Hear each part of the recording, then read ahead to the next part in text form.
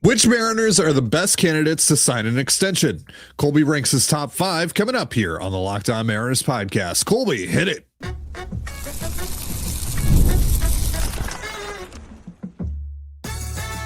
You are Locked On Mariners, your daily Seattle Mariners podcast, part of the Locked On Podcast Network, your team every day. Ahoy, sailors. It is Tuesday, February 17th, 2026. You're listening to the Locked On Mariners podcast, part of the Locked On Podcast Network, now the #1 sports podcast network.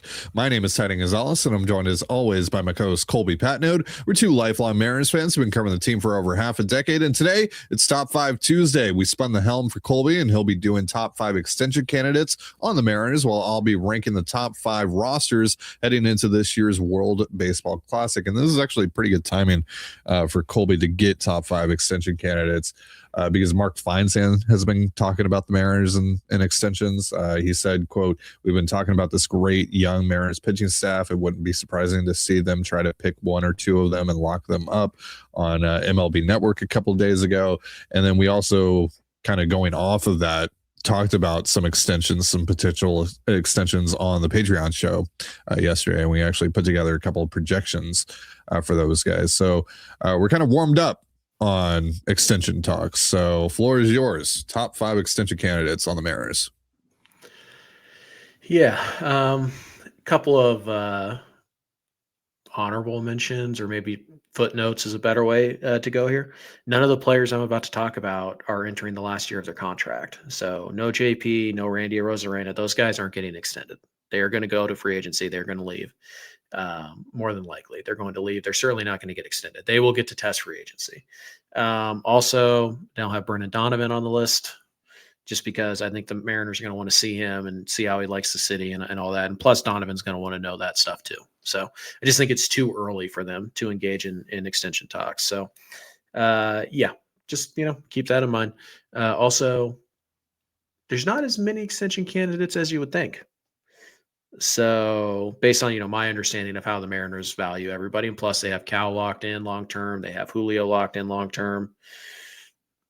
Josh Naylor now locked in long-term, like pretty much no real surprises there. So anywho, start off here. Number 5, I'm going to go with Matt Brash, which is maybe a bit of an interesting one. He's got 3 years left of club control. So guy like Gabe Speier, who I did consider as well, has 2 years left. So you might figure he would be the priority, but you kind of look at the Mariners and the acquisition of Ferrer, and they really like Ortiz, and now they've added Simpson. It just makes me think that maybe the Mariners are trying to set themselves up for Ferrer to become the primary lefty, high leverage lefty, and then they kind of backfill with those other guys. Probably not, the spring or summer, but maybe next winter if we get a winter. So Brash is the guy for me. Munoz has already, got his extension. He's already club controlled. He's already making pretty good money. So I don't think there's much incentive for him to sign another extension, although maybe. I mean, I wouldn't rule it out, but maybe. So I think Brash is kind of the guy that fits here. Ferrer, again, kind of like Donovan. You want to see him, pitch in Seattle. You want to see how he likes the city and all that. So yeah, Brash, to me, the injury concern obviously is something, but he's also a full year removed from Tommy John now. So I'm not sure how that factors in. But obviously Brash is a guy, puts a lot of strain on that elbow of his, and he's not the biggest guy in the world. So there is some wear and tear concerns here. So there might be a reason for him to be interested in an extension. I came up with 4 and 25. I figured he's making 1.5 this year. Next year, he's probably making about 4. The year after that, he's probably making about 8, give or take, for his 3 years. And then, elite free agent relievers. He's not a closer, even though he could be. But typically, you still get some money for saves as opposed to setup guys. So I think, he's probably looking at $15 million, give or take, for the free agent year. So I have 4 and 25, but then there's 2 vesting options that are based on appearances or games pitched. There could also be other innings pitched, time on the IL, whatever. Basically, it's a durability vesting option. And those come with $10 million. Those are $10 million each, $3 million buyout on every year. So essentially, Brash, 6 years, about $45 million if he maxes out. At the minimum, he gives up one free agent year, and he gets paid about $12 million for that free agent year, which is a little bit below market, but he gets the money now, essentially, right? That's always the trade-off with extensions. You give up a little bit of long-term money to get the security now, and that's where Brash gives up the security. The vesting options, one could be a player option. I mean, there are certainly different ways to go so that Brash can hit free agency when he wants. But I think that's the way you start. You go 4.25. Again, it pays him about $12 million for that free agent year. And then the options are where you can kind of get creative, and you can have team options or player options and stuff like that. So Right. I think is an interesting one. I think he's the guy most likely out of this bullpen to be extended right now, even though he does have 3 years of club control left. I wouldn't say it's very likely, though, because, again, he does have 3 years of club control left. So there's really not a big rush to get this done. Yeah, so a little bit of a different structure than the Munoz extension, which I was just straight across the board, all club options. Kind of interesting that it goes from $15 million for the first year of free agency and then $10 million on the two vesting options each. I wonder if that might be a situation where it's like $15 million for a club option. Then if the Mariners decline that, then it's like a $10 million player option. And then if he doesn't want that, then he can hit the market. Yeah. Again, with the $3 million buyout, minimum it's $28 million in guarantees over 4 years, which pays him about $7 million, which he's probably not going to make that until he's at least ARB3. So he's probably at least 2 years away from making $7 million a year. And he starts making that now. Like, that's the incentive to sign the deal now. But yeah, probably some kind of, dual option where it first goes to a team option and then it reverts to a player option and all that. So again, you can get pretty creative with the options. There are a lot of ways you can do that. And the Mariners like to add them to their extensions. So obviously Julio has a bunch of them. Does Cal have any options? I don't think so. I think Cal got a pretty straight deal. I know Evan White had some options. Munoz obviously had options. So option year is not something the Mariners are afraid to do. Yeah, Cal, there's a conditional mutual vesting option in 2031. There you go. Mariners so who comes in options? So who comes in at number 4? In number 4, maybe a bit of an interesting one because I don't know quite how committed the team actually is to him long term, but Cole Young, I think, is an interesting name here. Do the Mariners view him as the long-term second baseman? Do they want to kind of keep themselves open to the possibility that maybe we can go get somebody else there and then we end up trading Cole Young?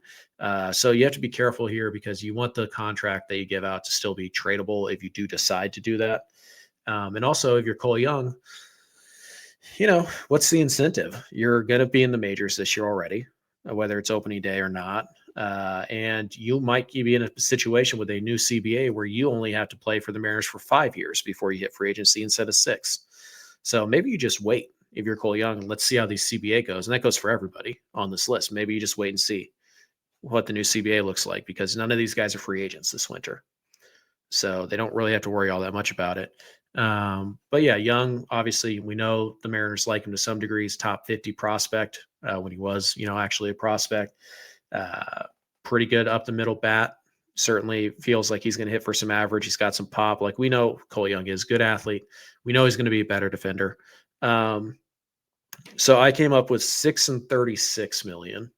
Basically, you buy out all of his club control at a $6 million AAV. Again, projecting 4 years in advance when he's ARB1, kind of impossible. But just kind of following a 4, 8, 12 type of model, 4, 8, 15 type of model, give or take, that would be roughly 27-ish million. And then the 3 years of minimum would be another 3 million, give or take. So about 30 million. So you're paying a little more than you would if you just let it play out. But you're also getting 2 team options at 15 million apiece. So if he is the 3 or 4 win player, if he is the all-star that the Mariners think he can be, they end up getting him for 8 years at about $66 million, which is, a very good value, obviously, for him. And again, if you're Cole Young, you were a first-round draft pick. You're not hurting for money, I wouldn't assume. So you might just wait and see what the new CBA, because if you only have 5 years of club control and you sign this deal now, well, you just gave up a year of free agency for free. So you might as well wait if you're Cole Young. And that's why I don't think there's too many extension candidates actually on the roster. That's part of it is the CBA that's coming up. But yeah, I think, 6 for 36. I think that more or less is going to align with what he's going to make in the first 6 years of his career. Obviously, last year, but he might be super 2 also. So the extra little money that I gave him, that might account for him being super 2 if he gets to that mark as well. So I think 36 million is about what he's going to make over the first 6 years. And you just get the 2-team options and $15 million a piece. Maxes out at 8 and 66 is what I came up with for Cole Young, which feels appropriate. All right, we'll go over Colby's top 3 extension candidates on the Mariners in just a moment. But first, a reminder, this episode of the Locked On Mariners podcast is brought to you by TurboTax and the Space Needle. Look, y'all, tax season doesn't have to take over your life, all right? Because this year, TurboTax is making it easier than ever to just hand things off and move on with your day. With TurboTax Full Service, you can have your taxes done for you by a trusted local expert, start to finish, without the stress or guesswork. Instead of spending hours trying to figure out forms, you can meet with a local TurboTax expert in person or connect online. They handle everything from W-2s to self-employed forms and work to get you every deduction. You can upload your documents, go about your day, and get updates right in the TurboTax app. It's a huge time saver and gives real peace of mind knowing an expert is handling it. For a limited time, you can have your taxes done by a local TurboTax expert for just $150, all in if a TurboTax expert didn't file for you last year. All you have to do is file by February 28th. Take taxes off your plate and get back to your life. Visit TurboTax.com/local to book your appointment today. Pine to Pie at the Space Needle is the perfect pregame or pre-funk spot before hitting Climate Pledge Arena. After 4 p.m., the Space Needle's Pint to Pie gives you the whole package. Entry, a sweeter savory tip-top pie, and a pint of beer, wine, or a non-alcoholic drink, all for just $35 per person. Minimum purchase of 2 required. Pint to Pie is your launch pad to Kraken, Torrent, and Storm games, as well as so many other great events at the CPA. So why not enjoy a little space and a great view while pre-gaming with your favorite cocktail rather than trying to cram into a crowded sports bar. Toast the home team, then roll into Climate Pledge with the best pregame story in all of Seattle. Whether it's date night, friend night, or you're just here for the deal of it all, come take your place on the horizon for only $35 per person. Limited time offer, 21 plus only, ID required. Get tickets at spaceneedle.com. Minimum 2 required.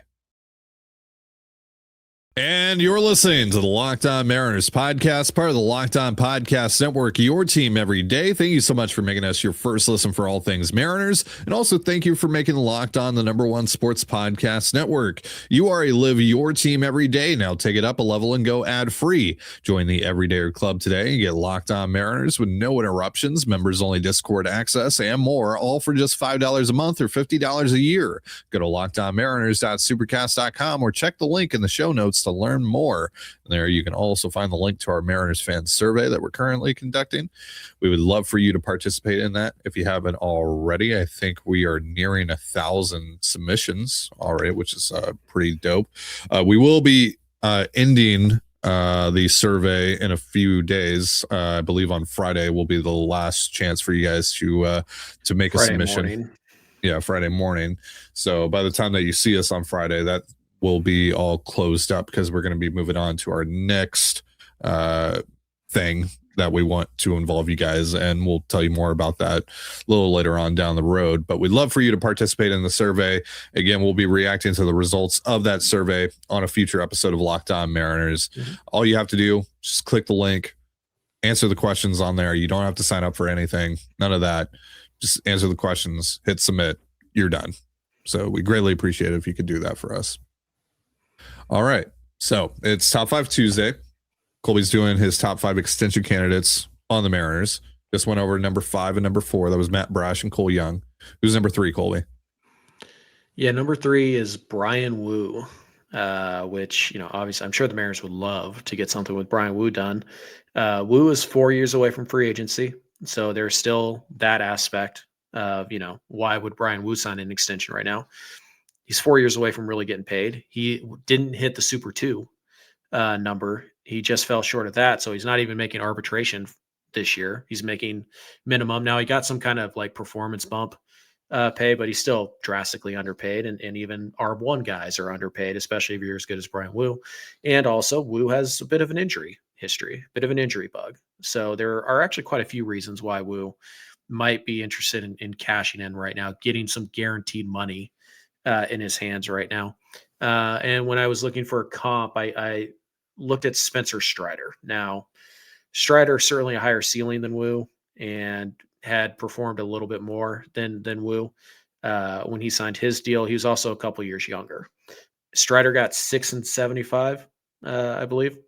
Yeah. And so Wu is probably, because you do have to adjust for inflation and all that, Wu is probably looking in that range, I would think. You buy 2 years of free agency with a 6-year extension. He gets paid earlier on the arbitration numbers. And the numbers I came up with, I think you're looking at 6 and somewhere between 65 and 70 is probably a pretty reasonable spot. Now, if you want 6 and 80 and you're offering 6 and 70, like, are you really going to balk at the $1.6 million extra per year? Maybe not. And maybe you could just close that gap with options and incentives and things like that. But I do think Strider is a pretty good comp here. They both had roughly the same amount of club control left. Again, Strider a little bit better. Wu's a little bit older. But I think they're in the same range in terms of what their agent or what his agent would be looking for. So I came up with 6 and 66, 11 million per. 6 and 72 would be 12, obviously. And so I think that's about the right range. I think Wu would be looking for around 10 to $15 million. If you're the Mariners buying out one free agent year, I mean, it's better than nothing, but this early in the process where you still have him for 4 more years, you're looking to make the best deal you possibly can. And so buying out 2 free agent years is probably what the Mariners would like to do. So I think there's some mutual interest here. I don't know that for sure, but I think Wu, it makes a lot of sense for him to be interested in getting some money locked down right now. And the Mariners, obviously, locking in his cost control years and then also getting a couple of free agent years. I think that would help quite a bit, especially with the uncertainty surrounding Logan Gilbert and George Kirby. To have one of these guys in your back pocket already for the next 6 years, knowing that you have him, I think that could free some things up. So I think Brian Wu is a name to watch here. Maybe the biggest sleeper of extension candidates on this list. Yeah, and if you're Wu, I mean, you've had multiple elbow procedures in your past. You haven't been the healthiest in your major league career either. Guaranteeing yourself some money might be the best route to take here. But we'll see. We'll see what his level of interest in that is. I mean, obviously, he's just boomed, so quickly in his career. Going from what he was in college, which was really an afterthought, to one of the best pitchers almost seemingly overnight in Major League Baseball. So yeah, he's a 6th-round pick. He didn't have the big signing bonus to kind of sit on. So we'll see. But Wu seems pretty invested in Seattle and the Mariners, and he's very much a Mariner type of guy. So I do think that there's going to be some mutual interest there. Yeah. All right, who comes in at number 2? Number 2 is Colt Emerson. No surprise there. You guys will never believe who number 1 is. Josh Naylor. I nailed it. Double extensions. Colt Emerson. We talked about this. The Mariners have tried. They've succeeded a couple times, once. Tried to get these pre-debut deals done. They tried it with Logan Gilbert. He said no. They tried it with Kelnick. He said no. Talk about dodging a bullet there. And they got it done with Evan White. So didn't dodge that one. Whoops. Yeah. So, I mean, it's a hit or miss. It really is. But Emerson is obviously, an elite or near elite prospect. He is part of your future, whether it's at third base or second base or shortstop, doesn't really matter. The Mariners want to build around him. He's kind of the face of the next wave, so to speak. If Cal and Julio are the face of the old or the previous wave, Emerson's going to be the face of the next one, and probably Sloan too. It's a little bit of a tricky deal to figure out here because, again, you have him. I mean, you keep him down in AAA for 2 weeks. You have him for essentially 7 full years before he's a free agent. And these deals, they're a little more common than they used to be, but they're still pretty rare, these pre-debut deals. And, Ty and I were talking about this yesterday on our Patreon, and the Colt Keith comp came up, and he also signed before his debut. And, it was a pretty reasonable contract. So just kind of looking at that, I figure for the first 6 years of Colt's career, being really aggressive with the ARB numbers and assuming he's Super 2, which, again, he might not be. He stays down there till May. He's not going to get to Super 2, if that's even a thing in the new CBA. Again, that's the big caveat to all of this. Yeah. I came up with about $40 million over the first 6 years. Because Colt Keith, for reference, he got 28.5 for his ARB years, or for his pre-ARB and ARB years. Right.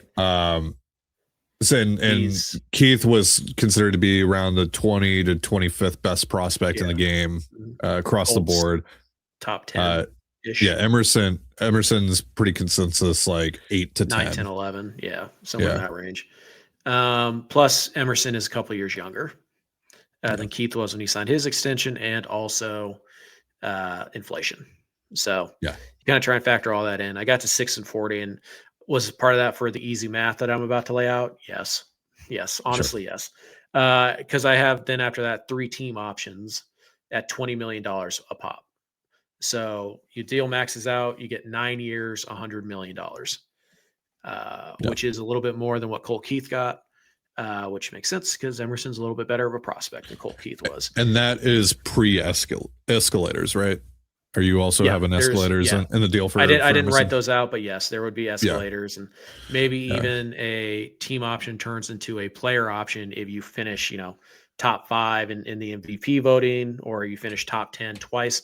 Julio's escalators could be in play here. Like, obviously not that extreme, but like, remember, Julio's deal is on its essence, it's like 9 years, $200 million. And that's with, obviously a 6 months of all-star / MVP level production under his belt. And then the escalators for the MVP stuff, that's really where things jump. So you can get really creative with deals like this. Does Colt want to sell 3 years of his free agency? I don't know. Maybe not. Probably not. But he gets the money now. He gets to be in the big leagues right away. That's probably part of this as well. And he gets $100 million, and he gets to hit free agency at 29 years old. Yeah. So he still gets a second, or I guess now first shot at a big contract, mega contract, while he's still technically in his prime. So, maybe he only wants 2 team options and then a mutual option. But again, this is where you can get really creative with the incentives, right? And you can make it like, hey, if you do this, then we'll jump that AAV on the option to 25. And if you do this, we'll only have 2 team options. The other one becomes a player option or whatever, right? So you can get really creative with it. But I think that's kind of the baseline here is Emerson's going to want about $100 million, I think, to get this thing going. Seattle's going to want to protect themselves. And I think the best way to do that is with the team options. And then you get really creative with the incentive package. And you just kind of see how it goes. So is Emerson the guy who wants to do this before he even debuts? I don't know. It's impossible to say. I really don't. Logan didn't want to do it. Kelnick didn't want to do it. Worked out well for one of them. Didn't work out so well for the other. I don't know where Emerson's head's at. It's impossible to say. But you don't lose anything by approaching it and trying it. And people were like, oh, well, you could offend him. And it's like, yeah, because Logan Gilbert was real offended. The Mariner. It's just business, guys. It's business. The players know what's up. The agents are there to walk them through it. There's no, geez Louise. Ozzie Albies signed like a 7-year deal worth $35 million. Like, this is just the business. So I don't know if Colt's going to be interested in this, but I am absolutely going to make sure that he's not. I'm going to make him tell me no, rather than assume that he's just not going to be interested in an extension. So that's what I would go to him with to start, and then you just kind of negotiate from there. All right, Logan Gilbert, he's number 1 clearly. No, number 1 is Randy Arozarena. Oh, even though you said at the start of the show, Randy Arozarena's not on this list. Number 1 is Leo Rivas.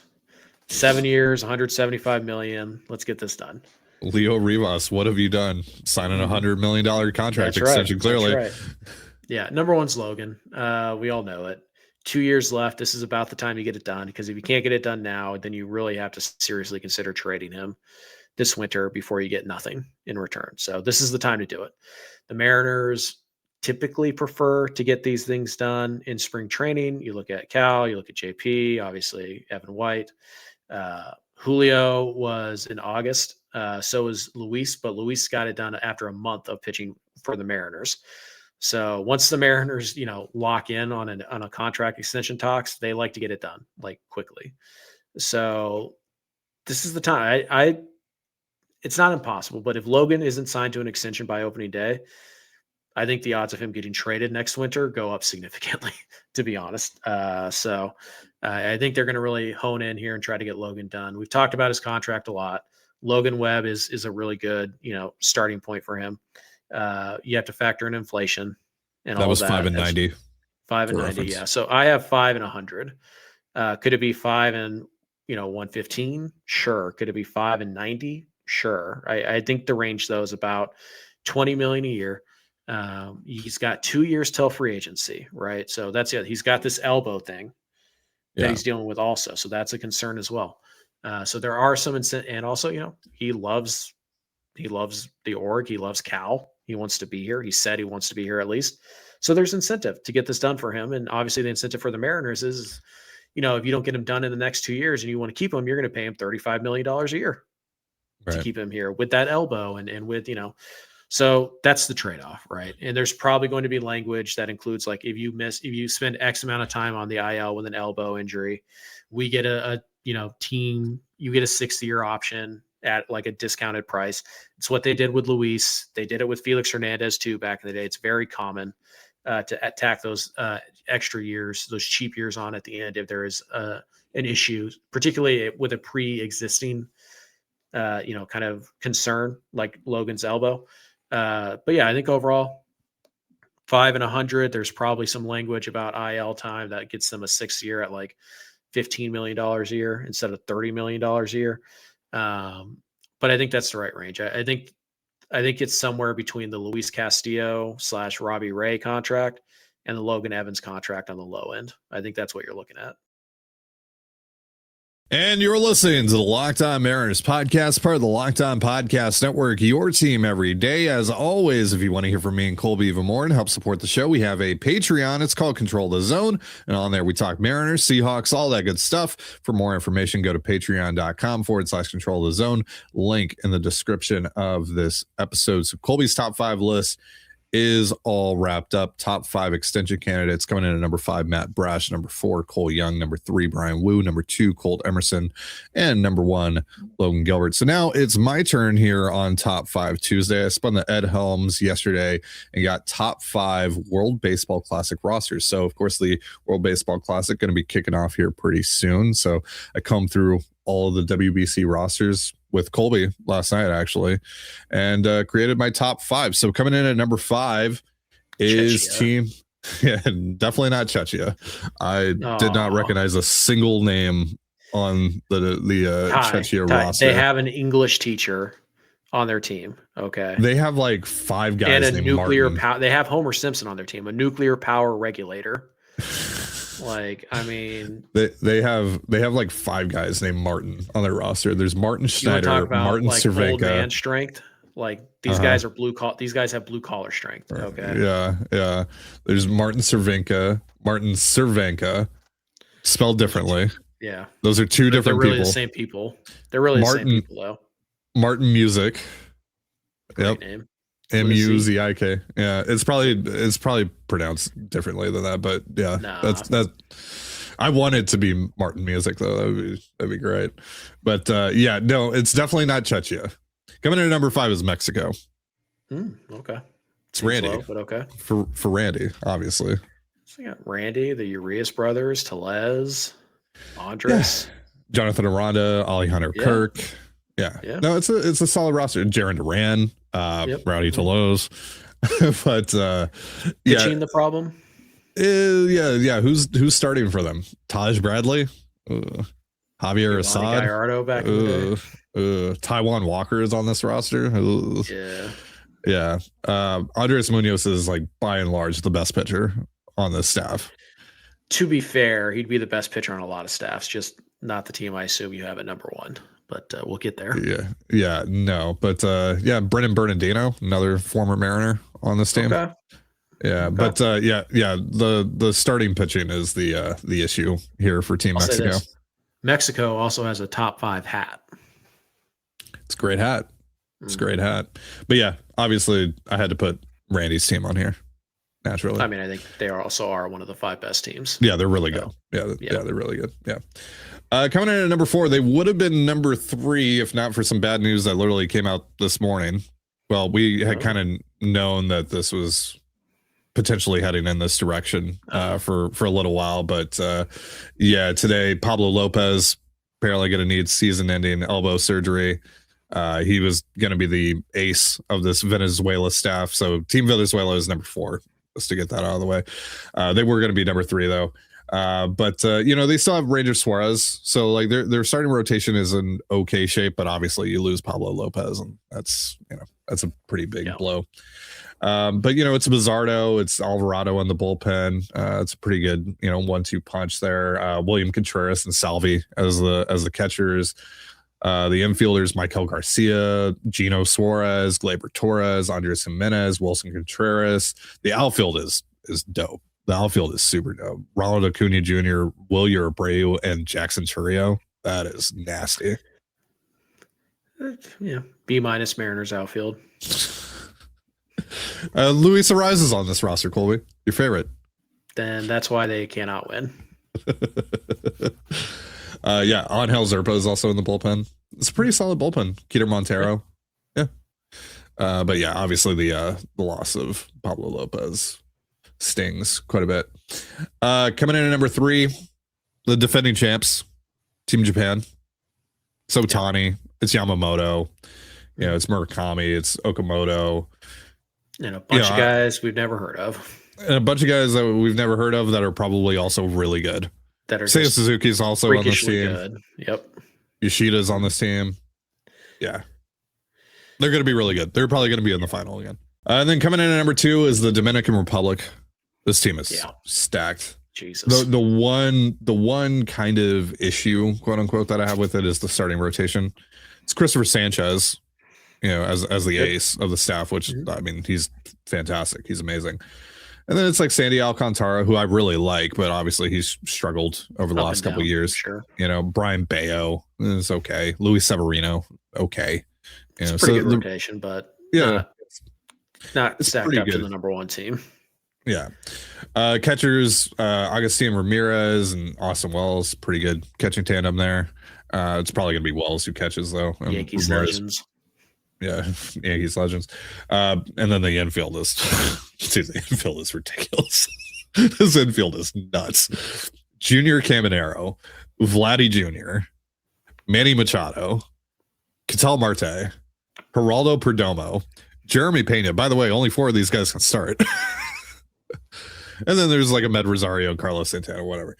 Then in the outfield, Julio, Juan Soto, Fernando Tatis Jr., and then O'Neal Cruz on the bench, along with Yohan Rojas. But like Julio, Soto, and Fernando Tatis Jr. with that infield as well, like that's cracked. All those names you listed, and then there's Carlos Santana. I know. He's just going to be the Juwan Howard of this run. Just on the right team at the right time, baby. He's the Garrett Temple of the Dominican Republic roster.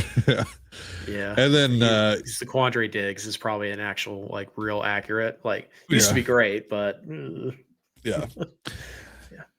And then number 1, no surprise here, it's Team USA. This team is disgusting. It's disgusting how stacked they are. I look forward to their quarterfinal exit. Now, they took a little bit of a hit with Corbin Carroll getting hurt. Yeah. But this team is still just ridiculous. Just read the rotation. That's all you need. Dude.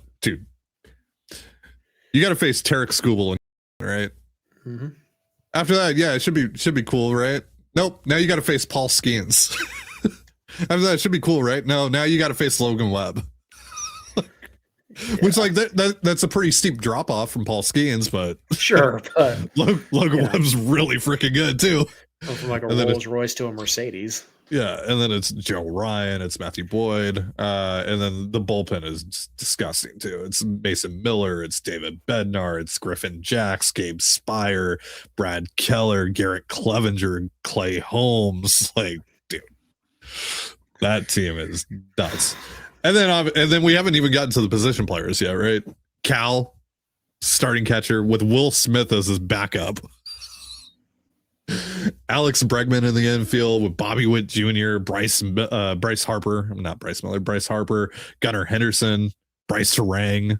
Like, dude, come on. And then the outfield, Aaron Judge, ever heard of him? Byron Buxton, ever heard of him?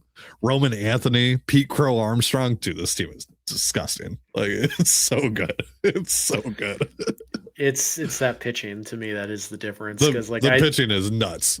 The Dominican lineup might be better. I mean, it's at the very least it's comparable, right? Yeah, like the Dominican lineup is better. I'll give them the advantage. 1 through 9, I think it's better.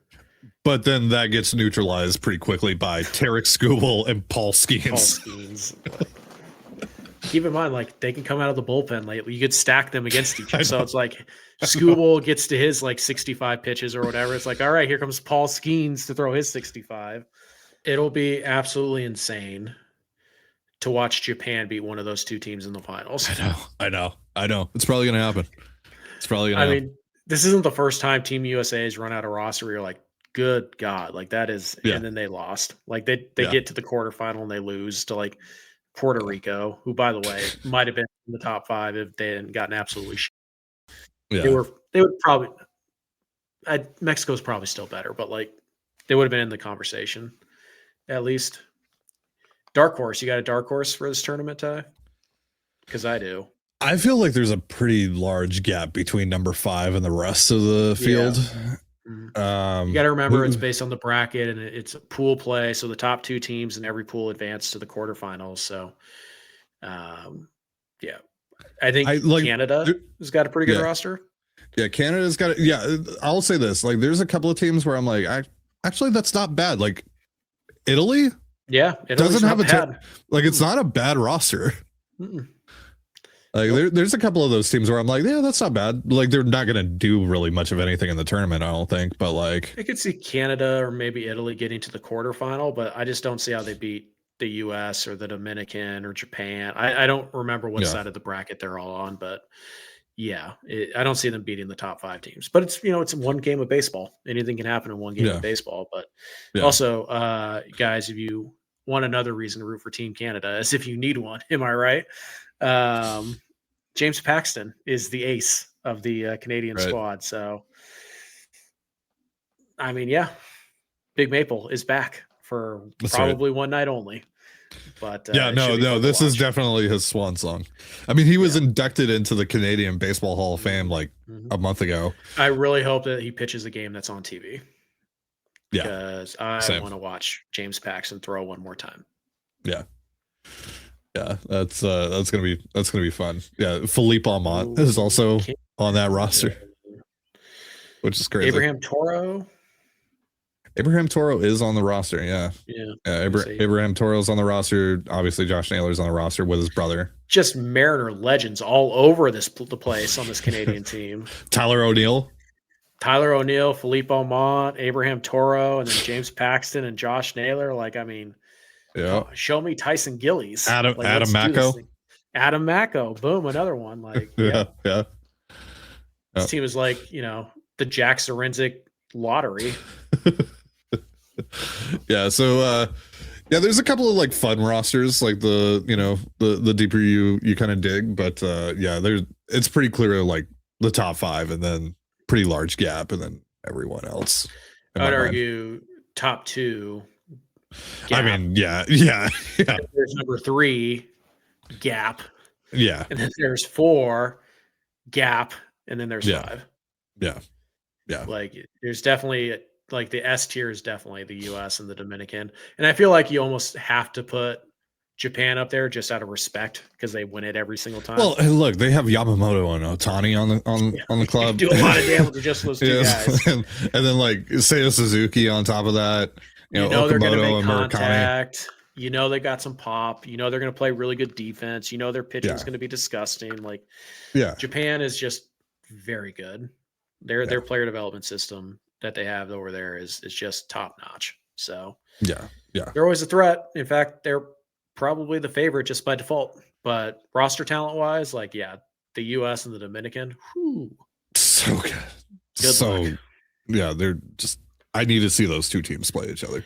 All right, that's going to do it for our show. Thank you so much for joining us here on the Locked On Mariners podcast, part of the Locked On Podcast Network, your team every day. And once again, if you never miss an episode, it's time to make it official. Join the Locked On Everydayer Club and get ad-free audio, access to our members-only Discord, and more, all built for our most loyal fans. For Colby Patnode, I'm Titan Gonzalez. Be sure to give us a follow on Twitter at @LO_Mariners. You can follow me at Titan Gonzalez and Colby at CPAT11. That's CPAT11. We're also on Blue Sky. You can follow me at TDG, Colby at MLB Colby, and the show at Locked On Mariners. You can also find us on Instagram at Locked On Mariners. Have yourself a beautiful baseball day, and we'll see you next time. Peace.